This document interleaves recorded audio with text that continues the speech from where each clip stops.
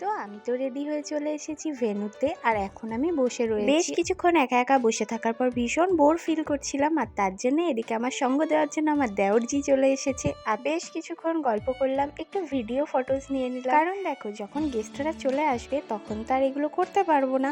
এদিকে দেখতে দেখতে গেস্টদের আসাও শুরু হয়ে গেছে। যখন সবাই আসতে শুরু করেছিল তখন তো এক এক করে সবাই এসেই যাচ্ছিল, আর এদিকে আমি গিফট নিতে নিতে আর আমার দেওর মশাই গিফট গোছাতে গোছাতেই ক্লান্ত হয়ে পড়েছে। আর তারপর তো দেখতে দেখতে কন্যাযাত্রীর লোক মানে আমার বাড়ির সব লোকজন চলে এসেছে। আর এদিকে দেখো আমার মিমি তো এসেই দুষ্টুমি চালু করে দিয়েছে। আর তারপর আমি সব ভাইদের মিলে একসাথে কিছু ছবি তুলে নিচ্ছি, ফ্যামিলির সবার সাথে ছবি তুলতে তুলতে আমি তো পুরো হাঁপিয়েই গেছি। আর এদিকে ওর বন্ধুরা কিছু সারপ্রাইজিং গিফট নিয়ে এসেছিল, সেটারই আমরা আনবক্সিং করছি। আর গিফটটা ভীষণই সুন্দর, ভীষণই দারুণ। বাগেশ্বরীর আশীর্বাদ যেন আমাদের দুজনের ওপর সদা সর্বদা বজায় থাকে। সবার সঙ্গে প্রচুর ছবি তোলা, আনন্দ হলো। আর এরপর কি করলাম দেখতে হবে নেক্সট পার্টে।